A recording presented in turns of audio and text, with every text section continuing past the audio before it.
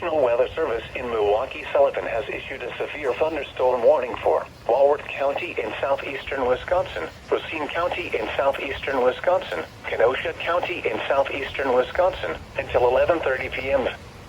At 10:38 p.m., severe thunderstorms were located along a line extending from near North Prairie to East Troy to 6 miles north of Clinton, moving east at 70 miles an hour.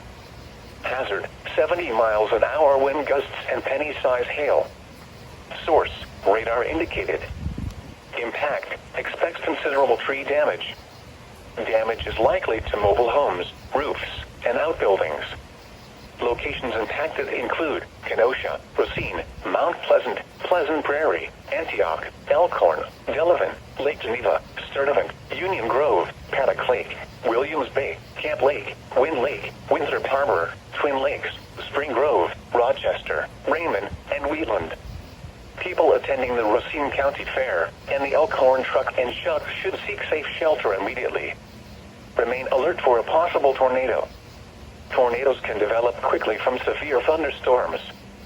If you spot a tornado, go at once into the basement or small central room in a sturdy structure. For your protection, move to an interior room on the lowest floor of a building.